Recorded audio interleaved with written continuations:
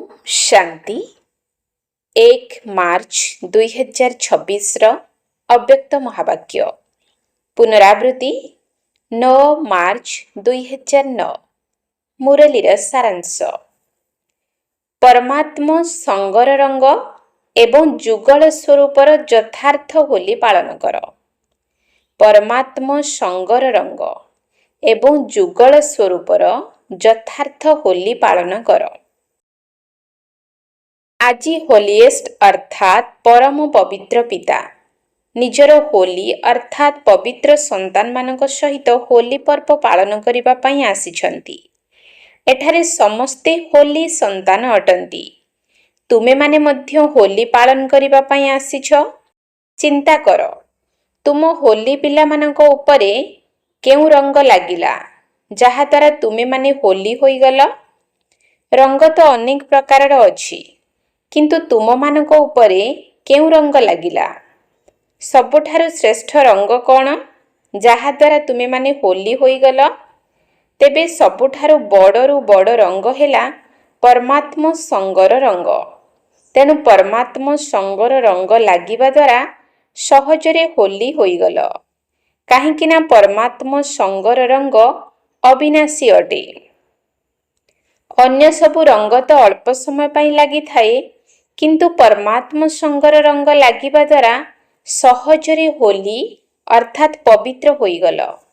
आत्मार रंग अपवित्रतारु पवित्र होई गला।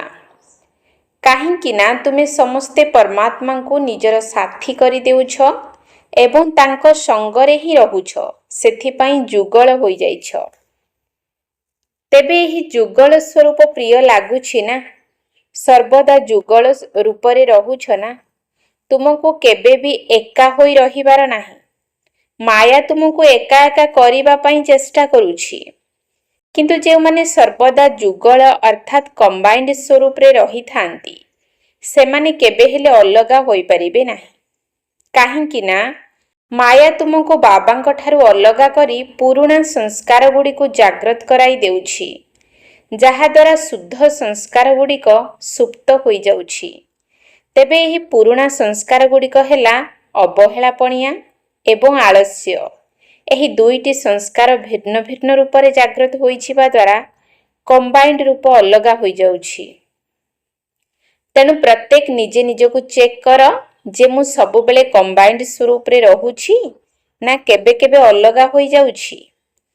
तुमे माने मायार अनेक रूप गुडी को तो जानी गलनी ना? से चतुरतार सहित निजर रंग लगाई देउछि। तेबे बाबांक ठारू अलगा हेबा अर्थ मायार रंगरे रंजित हेबा। तेनु एही अवहेलापणिया एवं आलस्य बहुत भिन्न भिन्न रूपरे आसुछि एवं पिला माने मध्य ताकु चिन्हि पारु नाहंती काहेकि ना माया निज आडको आकर्षित करि देउछि। तेबे एही अवहेलापणिया एवं आलस्य दुईटी जाक रावणर संपत्ति अटे, बाबांकर नुहे। रावणर संपत्ति को मध्य पिला माने बड़ निस्सार सहित कहउछंती मु चाहू नाही जे किंतु एहा तो मोर संस्कार अटे, एगुडी को मोर संस्कार बोली कहिबारे लागिछंती। तेबे एहा परमात्मांकर संपत्ति ना रावणर संपत्ति? एहा को मोर संस्कार बोली कहिबा कोन ठीक कथा? चिंता कर। तेबे एहा को मोर कुहाई देबा ही मायार चतुरता अटे। तेबे बाबांकर संपत्ति तुमको प्रिय अटे ना रावणर संपत्ति प्रिय अटे? साधारण भावरे पिला माने निजको निर्दोष करिबा पई कहि देउछंती एहा मोर संस्कार अटे किंतु मु चाहू नाही। तेबे चिंता कर कोन एहा मोर अटे तो? बाबा कहउछंती रावणर संस्कार को निजर करिबा कारणरु तुम भितरे जे शुभ संस्कार गुडिक रहिछि ताहा धीरे धीरे समाप्त हेबारे लागिछि। परमात्मा संगर रंग फिका होई चालिछि एवं मायार रंग उज्जवल होई जाउछि। तेणु पुरुषार्थ मार्ग रे चालिबा सहित निजको ही चेक करिबाकू हेबो जे मो उपरे केउ रंग लागिछि। लोक माने मध्य होली पर्व रे कोन करंती? प्रथमे खराब गुडी को जलाई दियंती, तापरे रंग लगांती बा होली पालन करंती। ତେବେ ତୁମମାନଙ୍କ ଉପରେ ବାପ ଦାଦା ନିଜର ସଙ୍ଗର ରଙ୍ଗ ତ ଲଗାଇ ଦେଇଛନ୍ତି, କିନ୍ତୁ ତା ସହିତ ଜ୍ଞାନର ରଙ୍ଗ, ଶକ୍ତି ଗୁଡ଼ିକର ରଙ୍ଗ, ଗୁଣର ରଙ୍ଗ ମଧ୍ୟ ଲାଗିଯାଉଛି। ତେଣୁ ସମସ୍ତଙ୍କ ଉପରେ ଏହି ସବୁ ଆତ୍ମିକ ରଙ୍ଗ ଗୁଡ଼ିକ ଲାଗିଯାଇଛି ନା? କ'ଣ ଲାଗିଛି ନା? ହାତ ଉଠାଅ। ତେବେ ଆତ୍ମିକ ରଙ୍ଗ ତ ଲାଗିଗଲା, କିନ୍ତୁ ଛାଡ଼ିଯିବା ଭଳି ରଙ୍ଗ ତ ନୁହେଁ ନା? ଯାହା ଉପରେ ଏହି ଆତ୍ମିକ ରଙ୍ଗ ଗୁଡ଼ିକ ଲାଗିଗଲା ବା ଅବିନାଶୀ ରଙ୍ଗ ଲାଗିଗଲା, ତା ଉପରେ ଅନ୍ୟ କୌଣସି ରଙ୍ଗ ଲାଗିପାରିବ ନାହିଁ। ତେଣୁ ଏହି ରଙ୍ଗ ଦ୍ୱାରା କେତେ ପବିତ୍ର ହୋଇଯାଇଛ, ଯାହାକି ସାରା କଳ୍ପ ଭିତରେ ତୁମମାନଙ୍କ ଭଳି ହୋଲି ବା ପବିତ୍ର ଅନ୍ୟ କେହି ବି ହୋଇପାରିବେ ନାହିଁ। ତୁମମାନଙ୍କର ପବିତ୍ରତା, ପ୍ରଭୁଙ୍କର ସଙ୍ଗର ରଙ୍ଗ, ପରମାତ୍ମାଙ୍କ ସହିତ କମ୍ବାଇନ୍ଡ ରହିବାର ଅନୁଭବ ସବୁଠାରୁ ନିଆରା ଅଟେ ଏବଂ ପ୍ରିୟ ଅଟେ। ଅନ୍ୟ ଯେଉଁମାନେ ବି ହୋଲି ଅର୍ଥାତ୍ ପବିତ୍ର ହେଉଛନ୍ତି, ସେମାନଙ୍କର ଶରୀର ପବିତ୍ର ହେଉନାହିଁ, କେବଳ ଆତ୍ମା ପବିତ୍ର ହେଉଛି। କିନ୍ତୁ ତୁମେମାନେ ଏଭଳି ହୋଲି ପବିତ୍ର ହେଉଛ, ଯାହାକି ତୁମର ଶରୀର ଏବଂ ଆତ୍ମା ଦୁଇଟି ଯାକ ପବିତ୍ର ରହୁଛି। ଏବଂ ପବିତ୍ରତାକୁ ସୁଖ, ଶାନ୍ତି, ପ୍ରେମ, ଆନନ୍ଦର ଜନନୀ କୁହାଯାଏ। ଯେଉଁଠାରେ ପବିତ୍ରତା ରହିଛି, ସେଠାରେ ସୁଖ ଏବଂ ଶାନ୍ତି ତା ସହିତ ନିଶ୍ଚିତ ରହିଛି। କାହିଁକି ନା ଯେଉଁଠାରେ ଜନନୀ ଅର୍ଥାତ୍ ମା ଥାଏ, ସେଠାରେ ପିଲାମାନେ ମଧ୍ୟ ଥାଆନ୍ତି। ତେଣୁ ବାବା ଆସି ତୁମମାନଙ୍କୁ ଏଭଳି ହୋଲି କରିଦେଉଛନ୍ତି, ଯାହାକି ତୁମମାନଙ୍କର ଜଡ଼ଚିତ୍ର ଗୁଡ଼ିକ ମଧ୍ୟ କେତେ ବିଧିପୂର୍ବକ ପୂଜା ପାଉଛନ୍ତି। କଳିଯୁଗର ଶେଷ ଜନ୍ମରେ ମଧ୍ୟ ତୁମେମାନେ ନିଜର ଚିତ୍ର ବା ମୂର୍ତ୍ତି ଗୁଡ଼ିକୁ ତ ଦେଖୁଛ। ସେମାନଙ୍କର ପୂଜା କିପରି ବିଧିପୂର୍ବକ ହେଉଛି, ଏହା ହିଁ ହେଉଛି ପବିତ୍ରତାର ବିଶେଷତା। ଅନ୍ୟ ଯେତେ ବି ମହାନ ଆତ୍ମାମାନେ, ଧର୍ମ ଆତ୍ମାମାନେ ପବିତ୍ର ହୋଇଛନ୍ତି, କିନ୍ତୁ ମନ୍ଦିର କାହାର ବି ତିଆରି ହେଉନାହିଁ, କି ଏଭଳି ବିଧିପୂର୍ବକ ପୂଜା ମଧ୍ୟ କାହାର ହେଉନାହିଁ। ଏବଂ ଶେଷ ଜନ୍ମ ପର୍ଯ୍ୟନ୍ତ ମଧ୍ୟ ତୁମମାନଙ୍କର ଜଡ଼ଚିତ୍ର ଗୁଡ଼ିକ ଭକ୍ତମାନଙ୍କୁ ଆଶୀର୍ବାଦ ଦେଇ ଚାଲିଛନ୍ତି। ଅଳ୍ପ ସମୟ ପାଇଁ ସୁଖ ଶାନ୍ତିର ଅନୁଭବ ମଧ୍ୟ କରାଉଛନ୍ତି।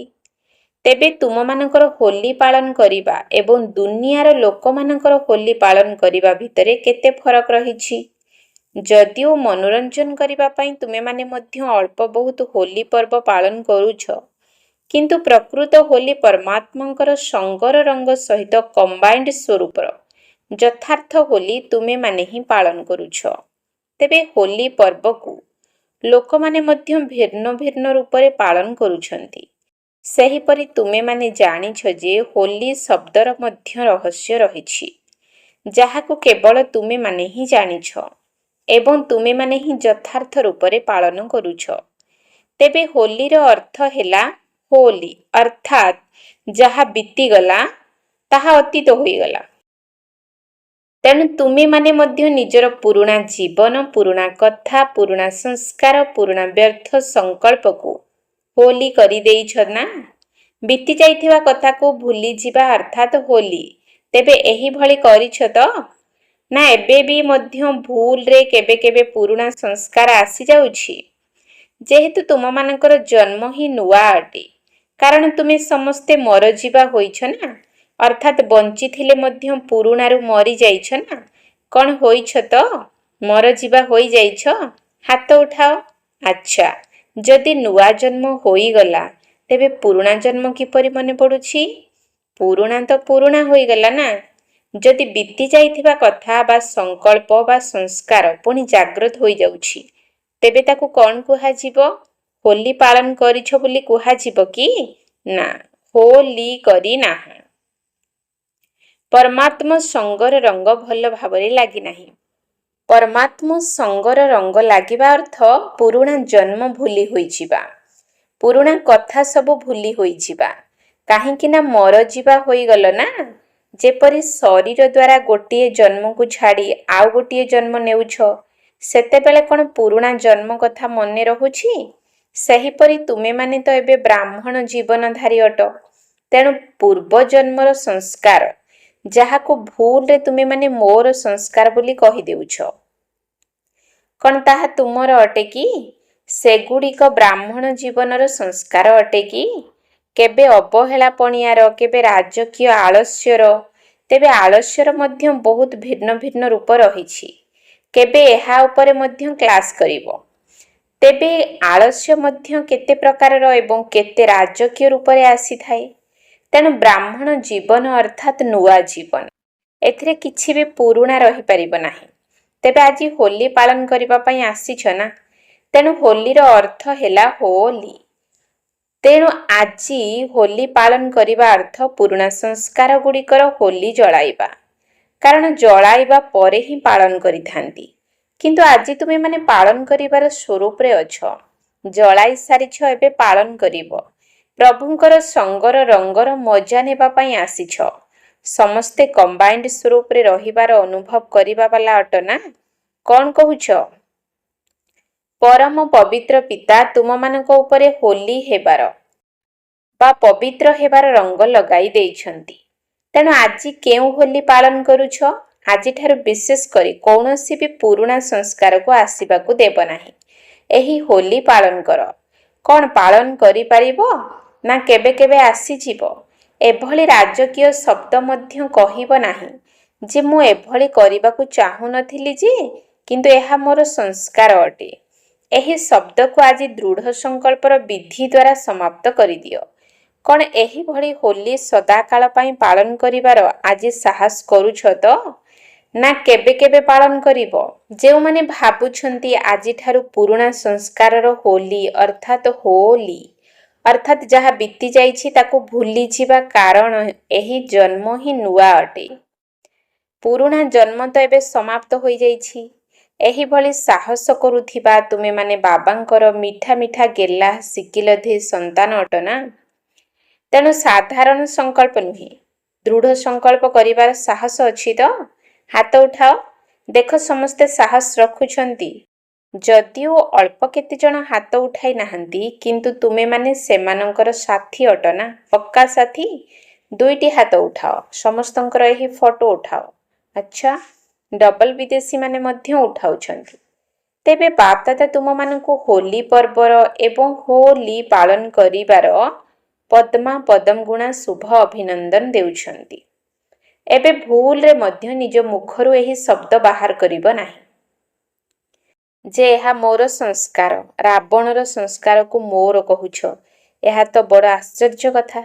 ରାବଣକୁ ଶତ୍ରୁ କୁହାଯାଉଛି। ଶତ୍ରୁର ସମ୍ପତ୍ତିକୁ ନିଜର କରିବା ତ ବଡ଼ ଆଶ୍ଚର୍ଯ୍ୟର କଥା ନା? ତୁମକୁ ମଧ୍ୟ ଆଶ୍ଚର୍ଯ୍ୟ ଲାଗୁଛି ନା ମୁଁ କ'ଣ କହୁଛି? ଯେହେତୁ ଭୁଲରେ କହିଦେଉଛ, ତେଣୁ କହିସାରିବା ପରେ ମନ ଖାଉଛି, ହୃଦବୋଧ ମଧ୍ୟ କରୁଛ, ବାବାଙ୍କ ସହିତ ବାର୍ତ୍ତାଳାପ ମଧ୍ୟ କରୁଛ, କ୍ଷମା ମଧ୍ୟ ମାଗୁଛ। ବାବା କାଲିଠାରୁ ଏଭଳି କରିବି ନାହିଁ, ପୁଣି ବି କରିଦେଉଛ। ତେବେ ବାପ ଦାଦା ମଧ୍ୟ ଏଥିରେ କ'ଣ କରିବେ? କେବଳ ବସି ଦେଖିବେ। ତେଣୁ ଏବେ ଏହି ଶବ୍ଦର ହୋଲି ଜଳାଇ ଦିଅ। ଦେଖ, ଜଳାଇବାରେ ମଧ୍ୟ ଗୋଟିଏ ବହୁତ ଭଲ କଥା ଶୁଣାଇଥାନ୍ତି। ଗୋବରର ଘଷିକୁ ଲୁହା ତାରରେ ବାନ୍ଧି ଜଳାଇଥାନ୍ତି। ତେଣୁ ଘଷି ଜଳିଯାଏ, କିନ୍ତୁ ତାର ଜଳେ ନାହିଁ। ଏହା ତୁମମାନଙ୍କର ପ୍ରଥମ ପାଠର ପ୍ରତୀକ ଅଟେ, ଯାହାକି ଆତ୍ମା ଅବିନାଶୀ ଏବଂ ଶରୀର ବିନାଶୀ। ଏହାର ହିଁ ସ୍ମାରକୀ ଅଟେ। ତେଣୁ ବାପ ଦାଦା ଦେଖୁଛନ୍ତି ଯେ ଏହି ସବୁ ପର୍ବପର୍ବାଣୀ ଗୁଡ଼ିକୁ ବା ଶାସ୍ତ୍ର ପୁରାଣ ଗୁଡ଼ିକୁ ରଚନା କରିବା ବାଲା ପିଲାମାନଙ୍କର ଚମତ୍କାରୀ ମଧ୍ୟ କମ୍ ନୁହେଁ। ଏମିତି ତ ସେମାନେ ମଧ୍ୟ ବାବାଙ୍କର ସନ୍ତାନ ଅଟନ୍ତି। କିନ୍ତୁ ତୁମେମାନେ ଶିକିଲଧେ ଅଟ, ଅର୍ଥାତ୍ ବହୁତ ସମୟର ବିଚ୍ଛେଦ ପରେ ପୁନର୍ବାର ମିଳିଥିବା ଗେହ୍ଲା ସନ୍ତାନ ଅଟ। ତେଣୁ ସେଥିରେ ଯଦିଓ ଅଟାରେ ଲୁଣ ସଦୃଶ ସତ୍ୟତା ରହିଛି, କିନ୍ତୁ ବଡ଼ ରମଣୀକ ଢଙ୍ଗରେ ସ୍ମାରକୀ ତିଆରି କରିଛନ୍ତି। ଦେଖ, ସେମାନେ ପ୍ରତ୍ୟେକ ପର୍ବପର୍ବାଣୀ ସ୍ମାରକୀ ତିଆରି କରିଛନ୍ତି, କିନ୍ତୁ ସେଥିରେ ଅନେକ କଥା ରହିଛି। ଯାହାର ରହସ୍ୟ ସୂକ୍ଷ୍ମ ଅଟେ, ତାକୁ ସେମାନେ ସ୍ଥୂଳ ରୂପ ଦେଇଛନ୍ତି। କିନ୍ତୁ ସ୍ମାରକୀ ତ ତିଆରି କରିଛନ୍ତି ନା? ଭକ୍ତି କରିବାରେ ତ କମ୍ କରିନାହାନ୍ତି ନା? ଦ୍ୱାପର ଏବଂ କଳି ଯୁଗରେ ଭକ୍ତିରେ ମଧ୍ୟ କିଛି ନା କିଛି ସ୍ମୃତିର କଥା ରଖିଛନ୍ତି। ମନୁଷ୍ୟମାନଙ୍କୁ ଅତି ବିକାରୀ ହେବାରୁ ରକ୍ଷା କରିଛନ୍ତି। ତେଣୁ ବାପ ଦାଦା ଏହି ସବୁ ଭକ୍ତିର ସାମଗ୍ରୀ, ପର୍ବପର୍ବାଣୀ ବା ଶାସ୍ତ୍ର ପୁରାଣ ତିଆରି କରିବା ବାଲାଙ୍କୁ ମଧ୍ୟ ଫଳ ଦେଉଛନ୍ତି। କାହିଁକି ନା ଭକ୍ତିରେ ମଧ୍ୟ କିଛି ତ ମନେ ପକାଉଛନ୍ତି ନା। ତେଣୁ ଅଳ୍ପ ସମୟ ପାଇଁ ହେଉ ପଛକେ ବିକାର ଗୁଡ଼ିକ ଠାରୁ ତ ଦୂରେଇ ରହୁଛନ୍ତି ନା। ତେଣୁ ଆଜି ତୁମେମାନେ କେଉଁ ହୋଲି ପାଳନ କରିଲ? ହୋଲି। ସମସ୍ତେ କୁହ ହୋଲି। ଏହିପରି କର। ବାପ ଦାଦା ହାତ ଦ୍ୱାରା ଇଙ୍ଗିତ କରି ଦେଖାଇଲେ ହୋଲି। କ'ଣ ପକ୍କା ଅଟେ ତ? ପାଳନ କରିଲ ତ? କରିଲ ତ? ଆଚ୍ଛା, କାଲି ବି ପୁଣି ମାୟା ଆସିବ। କାହିଁକି ନା ମାୟା ମଧ୍ୟ ଶୁଣୁଛି, କିନ୍ତୁ ତୁମେମାନେ ତାକୁ ନିଜ ଆଡ଼କୁ ଡାକିବ ନାହିଁ। ଏଥିରେ ମଜା ଅଛି ନା, ତେଣୁ ସର୍ବଦା ମଜାରେ ରୁହ। ବାବା ତୁମମାନଙ୍କ ଉପରେ କେତେ ପ୍ରକାରର ଆତ୍ମିକ ରଙ୍ଗ ଲଗାଉଛନ୍ତି, ଯାହାଦ୍ୱାରା ତୁମେମାନେ ହୋଲି ହଂସ ହୋଇଯାଇଛ। ତେଣୁ ବାବାଙ୍କୁ ସର୍ବଦା ମନେ ରଖିଥାଅ। ତେବେ ହୋଲି ହଂସର ଅର୍ଥ ହେଲା ନିର୍ଣ୍ଣୟ ଶକ୍ତିବାଲା। ଯେକୌଣସି କାର୍ଯ୍ୟ କର, କିନ୍ତୁ ପ୍ରଥମେ ଗୋଟିଏ ଆସନକୁ ପକ୍କା କରିଦିଅ ଏବଂ ତାହା ଉପରେ ବସି ନିର୍ଣ୍ଣୟ କର। ତେବେ ସେହି ଆସନଟି କ'ଣ ଜାଣିଛ? ତାହା ହେଲା ତ୍ରିକାଳଦର୍ଶୀର ଆସନ। ପ୍ରଥମେ ତ୍ରିକାଳଦର୍ଶୀର ଆସନ ଉପରେ ସ୍ଥିତ ହୋଇ ତିନି କାଳକୁ ଦେଖ। କେବଳ ବର୍ତ୍ତମାନକୁ ନୁହେଁ, ଆଦି ମଧ୍ୟ ଅନ୍ତ ତିନୋଟି କାଳକୁ ଦେଖ। ତିନୋଟି ଯାକ କାଳରେ ଏଥିରେ ଲାଭ ହେବ ନା କ୍ଷତି ହେବ? କେତେକ ପିଲା ବଡ଼ ଚତୁର ଅଟନ୍ତି। କହିବୁ ସେମାନଙ୍କର ଚତୁରତା କ'ଣ? ସେମାନେ କୁହନ୍ତି ଏହି କାମଟା ଚଳାଇବାର ଥିଲା ନା, ସେଥିପାଇଁ ଚଳାଇଦେଲି। କିନ୍ତୁ ମୁଁ ଜାଣିଛି ଏଭଳି କରିବା ଉଚିତ ନୁହେଁ, କିନ୍ତୁ କରିଦେଲି। ଯଦି କରିଦେଲ ତେବେ କର୍ମର ଫଳ ତ ମିଳିବ ନା। ତେଣୁ ଏଭଳି ଚତୁରତା କରିବାର ନାହିଁ। ବାବାଙ୍କର ମଧ୍ୟ ମନକୁ ଖୁସି କରିବା ପାଇଁ ଚେଷ୍ଟା କରୁଛନ୍ତି, ଭୁଲ କରୁଛନ୍ତି ନା। ତେଣୁ ବାପ ଦାଦାଙ୍କୁ ମଧ୍ୟ ଏହିଭଳି କଥା ସବୁ ଶୁଣାଉଛନ୍ତି। ବାବା, ଆପଣ ତ ଦୟାର ସାଗର ଅଟନ୍ତି ନା, କ୍ଷମାର ସାଗର ଅଟନ୍ତି ନା। ଏହିଭଳି ବାବାଙ୍କୁ ମଧ୍ୟ ତାଙ୍କର ମହିମା ମନେ ପକାଇ ଦେଉଛନ୍ତି ଯେ ଆପଣ କ'ଣ ଅଟନ୍ତି। ଆପଣ କହିଛନ୍ତି ନା, ଯଦି ଭୁଲ ହୋଇଗଲା ତେବେ ମୋତେ ଶୁଣାଇ ଦେଇ ତାକୁ ସମାପ୍ତ କରିଦିଅ। କିନ୍ତୁ ଭଲ ଭାବରେ ହୃଦ୍ବୁଦ୍ଧ କରି ତାକୁ ସମାପ୍ତ କରିଦିଅ। ତେବେ ଗୋଟିଏ କଥାକୁ ତ ପକ୍କା କରୁଛ, ଯାହାକି ଶୁଣାଇ ଦେଉଛ, କିନ୍ତୁ ପ୍ରଥମେ ଦୃଢ଼ ସଂକଳ୍ପ ଦ୍ୱାରା ସ୍ୱକୁ ପରିବର୍ତ୍ତନ କରି ତାପରେ ଶୁଣାଅ। ମିଠା ମିଠା କଥା ଦ୍ୱାରା ମନ ଖୁସି କରିବା ବା ଭୁଲାଇବା ପାଇଁ ବହୁତ ଚେଷ୍ଟା କରୁଛ। ଆପଣ କହିଛନ୍ତି ନା। ବାବାଙ୍କୁ ମଧ୍ୟ ସ୍ମରଣ କରାଇ ଦେଉଛନ୍ତି।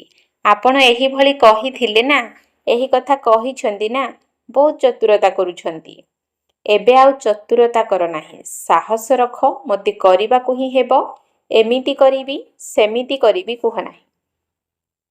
ସାରା ଦିନ ଭିତରେ ବାପ ଦାଦା ଏମିତି ସେମିତିର ଗୀତ ବହୁତ ଶୁଣୁଛନ୍ତି। କରିବି, ଦେଖିବି, ହୋଇଯିବି, କିନ୍ତୁ କରିବାର ବେଗ କ'ଣ? କ'ଣ ଏହିଭଳି କହିବା ବାଲା ପିଲାମାନେ ବାବାଙ୍କ ସାଥିରେ ଯାଇପାରିବେ? ବାବା ତ ସଦା ପ୍ରସ୍ତୁତ ଅଟନ୍ତି, କିନ୍ତୁ କରିବି, ଦେଖିବି ବାଲା ତ ସଦା ପ୍ରସ୍ତୁତ ନୁହନ୍ତି। ତେଣୁ ବାବାଙ୍କ ସାଥିରେ କିପରି ଯିବେ? କେବଳ ଦେଖିବେ ଅନ୍ୟମାନେ କିପରି ଯାଉଛନ୍ତି। ବାବାଙ୍କର ତ ପ୍ରତ୍ୟେକ ସନ୍ତାନ ପ୍ରତି ପଦ୍ମା ପଦମ ଗୁଣା ସ୍ନେହ ରହିଛି। ତେଣୁ ବାବା ଚାହୁଁନାହାନ୍ତି ଯେ ମୋର ସନ୍ତାନ ହୋଇ ମଧ୍ୟ ମୋ ସହିତ ନ ଯାଆନ୍ତୁ। ଯେହେତୁ ଘରକୁ ଫେରିବାର ସମୟ ହୋଇଯାଇଛି, ତେବେ କ'ଣ ତୁମେ ଘରକୁ ଯିବ ନାହିଁ? କାହିଁକି ନା ଘରକୁ ଗଲେ ଯାଇ ନିଜର ରାଜ୍ୟକୁ ଆସିବ। ଯଦି ସାଥିରେ ଘରକୁ ଯିବ ନାହିଁ, ତେବେ ପୁଣି ବ୍ରହ୍ମା ବାବାଙ୍କ ସାଥିରେ ମଧ୍ୟ ରାଜ୍ୟ କରିବା ପାଇଁ ଆସିପାରିବ ନାହିଁ, ପଛରେ ଆସିବ। ତେବେ ତୁମେମାନେ ପ୍ରତିଜ୍ଞା କ'ଣ କରିଛ? ସାଥିରେ ଯିବୁ ନା ପଛରେ ଆସିବୁ? ଏଥିରେ ମଧ୍ୟ ଏମିତି ସେମିତି ଲଗାଉଛ। ମୁଁ ନିଶ୍ଚିତ ପହଞ୍ଚିଯିବି ବାବା, ଆପଣ ଦେଖିବେ ମୁଁ ନିଶ୍ଚିତ ପହଞ୍ଚିଯିବି। ତେଣୁ ଏହିଭଳି ଭାଷାକୁ ଏବେ ସମାପ୍ତ କର। ଆଚ୍ଛା, ଚାରିଆଡ଼ର ସବୁ ପିଲାଙ୍କୁ ବାପ ଦାଦା ଦେଖୁଛନ୍ତି ଯେ ଦୂରରେ ବସି ମଧ୍ୟ ବିଜ୍ଞାନର ସାଧନ ଦ୍ୱାରା ଅଧିକାଂଶ ସ୍ଥାନରେ ପିଲାମାନେ ବାପ ଦାଦାଙ୍କୁ ଦେଖୁଛନ୍ତି। ତୁମେମାନେ ଯେତେବେଳେ ଟୋଲି ଖାଉଛ, ସେମାନେ ମଧ୍ୟ ସେତେବେଳେ ଟୋଲି ବାଣ୍ଟୁଛନ୍ତି। ତେଣୁ ବାପ ଦାଦା ମଧ୍ୟ ସମସ୍ତଙ୍କୁ ଦେଖୁଛନ୍ତି ଯେ କିପରି ଦୂରରେ ବସି ମଧ୍ୟ ନିକଟର ଅନୁଭବ କରୁଛନ୍ତି। ତେଣୁ ଚାରିଆଡ଼ର ପିଲାମାନଙ୍କୁ, ଯେଉଁମାନେ ସର୍ବଦା ବାବାଙ୍କ ସମାନ ସମ୍ପନ୍ନ ଏବଂ ସମ୍ପୂର୍ଣ୍ଣ ହେବାର ସଂକଳ୍ପକୁ ଦୃଢ଼ତାର ସହିତ ଧାରଣ କରିଛନ୍ତି ଏବଂ ସମୟ ସମୟରେ ଏହି ସଂକଳ୍ପକୁ ଅଧିକ ଦୃଢ଼ କରିବା ପାଇଁ ଶକ୍ତି ମଧ୍ୟ ଭରୁଛନ୍ତି, ଏହିଭଳି ଚାରିଆଡ଼ର ଶୁଭ ସଂକଳ୍ପ ଧାରଣ କରିଥିବା ତା ସହିତ ବାବାଙ୍କର ଆଶା ଗୁଡ଼ିକୁ ପୂରଣ କରୁଥିବା ଆଶାର ତାରକାମାନଙ୍କୁ। ଏହା ସହିତ ଦାଦୀଙ୍କର ବାଣୀ ହେଲା ମୋତେ କର୍ମାତୀତ ହେବାକୁ ହିଁ ପଡ଼ିବ, ହେବାକୁ ହିଁ ପଡ଼ିବ, ହେବାକୁ ହିଁ ପଡ଼ିବ। ଏବଂ ମମାଙ୍କର ବାଣୀ ହେଲା ସର୍ବଦା ଯାହା କରିବାର ଅଛି ତାକୁ ଏବେ କର, କାଲି ଉପରେ ଛାଡ଼ ନାହିଁ। ଏବଂ ଦାଦୀଙ୍କର ବାଣୀ ହେଲା ଏବେ ଘରକୁ ଯିବାକୁ ହେବ। ଏହି କଥା ଗୁଡ଼ିକୁ ତୁମମାନଙ୍କ କାନରେ ଗୁଞ୍ଜରିତ ହେବା ଦରକାର। ତେଣୁ ଏବେ ଘରକୁ ଯିବାକୁ ହେବ। ବାରମ୍ବାର ଏହି କଥାର ସ୍ମୃତି ଜାଗ୍ରତ ହୋଇ ରହୁ। ମୋତେ କର୍ମାତୀତ ହେବାର ଅଛି ଏବଂ ଘରକୁ ଯିବାର ଅଛି। ଏହି ବାଣୀକୁ ବାରମ୍ବାର ସ୍ମୃତିରେ ଆଣୁଥିବା ସମର୍ଥ ଆତ୍ମାମାନଙ୍କୁ, ବାପ ଦାଦାଙ୍କର ହୋଲି ପିଲାମାନଙ୍କୁ ହୋଲି ପର୍ବର ଶୁଭ ଅଭିନନ୍ଦନ। ଏହା ସହିତ ବାପ ଦାଦା ସମସ୍ତଙ୍କୁ ପ୍ରଥମରୁ ହିଁ ମଧୁବନର ରାଜସ୍ଥାନୀ ମିଠେଇ ମୁଖରେ ଖୁଆଇ ଦେଉଛନ୍ତି ଏବଂ ବାପ ଦାଦାଙ୍କ ସହିତ ଆଡଭାନ୍ସ ପାର୍ଟି ତରଫରୁ ମଧ୍ୟ ବହୁତ ବହୁତ ପଦମଗୁଣା ସ୍ନେହ ସମ୍ପନ୍ନ ଶୁଭେଚ୍ଛା ଦେଉଛନ୍ତି। ସମସ୍ତଙ୍କୁ ବାବାଙ୍କର ନମସ୍ତେ। ଆତ୍ମିକ ସନ୍ତାନମାନଙ୍କର ଆତ୍ମିକ ବାପ ଦାଦାଙ୍କୁ ନମସ୍ତେ, ନମସ୍ତେ, ନମସ୍ତେ। ସୁପ୍ରଭାତ। ବରଦାନ। ସର୍ବ ଆତ୍ମାଙ୍କ ପ୍ରତି ସ୍ନେହ ଏବଂ ଶୁଭ ଚିନ୍ତକର ଭାବନା ରଖୁଥିବା ଦେହୀ ଅଭିମାନୀ ଭବ। ସର୍ବ ଆତ୍ମାଙ୍କ ପ୍ରତି ସ୍ନେହ ଏବଂ ଶୁଭ ଚିନ୍ତକର ଭାବନା ରଖୁଥିବା ଦେହୀ ଅଭିମାନୀ ଭବ। ଯେପରି ମହିମା କରୁଥିବା ଆତ୍ମା ପ୍ରତି ସ୍ନେହର ଭାବନା ରହୁଛି, ସେହିପରି ଯେତେବେଳେ କେହି ତୁମକୁ ଶିକ୍ଷା ଦେଉଛି ସେତେବେଳେ ମଧ୍ୟ ସେହି ଆତ୍ମା ପ୍ରତି ସ୍ନେହର ଏବଂ ଶୁଭ ଚିନ୍ତନର ଭାବନା ରହୁ ଯେ ଇଏ ମୋ ପାଇଁ ବଡ଼ରୁ ବଡ଼ ଶୁଭ ଚିନ୍ତକ ଅଟେ। ଏହିଭଳି ସ୍ଥିତିକୁ ହିଁ କୁହାଯାଏ ଦେହୀ ଅଭିମାନୀ ସ୍ଥିତି। ଯଦି ଦେହୀ ଅଭିମାନୀ ନୁହଁ ତେବେ ନିଶ୍ଚିତ ଅଭିମାନ ଅଛି ଏବଂ ଅଭିମାନ ବାଲା କେବେ ବି ନିଜର ଅପମାନ ସହନ କରିପାରିବ ନାହିଁ। ସ୍ଲୋଗାନ। ଯଦି ସର୍ବଦା ପରମାତ୍ମାଙ୍କର ସ୍ନେହରେ ହଜିଯିବ ତେବେ ଏହି ଦୁଃଖର ଦୁନିଆ ଭୁଲି ହୋଇଯିବ। ଯଦି ସର୍ବଦା ପରମାତ୍ମାଙ୍କର ସ୍ନେହରେ ହଜିଯିବ ତେବେ ଏହି ଦୁଃଖର ଦୁନିଆ ଭୁଲି ହୋଇଯିବ। ଅବ୍ୟକ୍ତ ଇଶାରା। ନିଶ୍ଚୟର ମୂଳଦୁଆକୁ ମଜବୁତ କରି ସର୍ବଦା ନିର୍ଭୟ ଏବଂ ନିଶ୍ଚିନ୍ତ ରୁହ। ଯେତେବେଳେ କୌଣସି ବଡ଼ଙ୍କ ହାତରେ ହାତ ରହିଥାଏ ସେତେବେଳେ ଛୋଟମାନଙ୍କର ସ୍ଥିତି ନିଶ୍ଚିନ୍ତ ଏବଂ ନିର୍ଭୟ ରହିଥାଏ। ତୁମମାନଙ୍କର ନିଶ୍ଚୟ ରହିଛି ଯେ ପ୍ରତ୍ୟେକ କର୍ମରେ ବାପ ଦାଦା ମୋ ସାଥିରେ ମଧ୍ୟ ଅଛନ୍ତି ଏବଂ ମୋର ଏହି ଅଲୌକିକ ଜୀବନର ହାତ ତାଙ୍କ ହାତରେ ରହିଛି, ଅର୍ଥାତ୍ ଏହି ଜୀବନ ତାଙ୍କ ଦାୟିତ୍ୱରେ ଅଛି, ଅର୍ଥାତ୍ ଦାୟିତ୍ୱ ତାଙ୍କର ଅଟେ। ତେଣୁ ସବୁ ବୋଝ ବାବାଙ୍କ ଉପରେ ରଖିଦେଇ ନିଜକୁ ହାଲୁକା କରିଦିଅ। ତାହେଲେ ସର୍ବଦା ନିଶ୍ଚିନ୍ତ ରହିବ ଏବଂ ପ୍ରତ୍ୟେକ କର୍ମ ନିର୍ଭୁଲ ହେବ। ଓମ୍ ଶାନ୍ତି।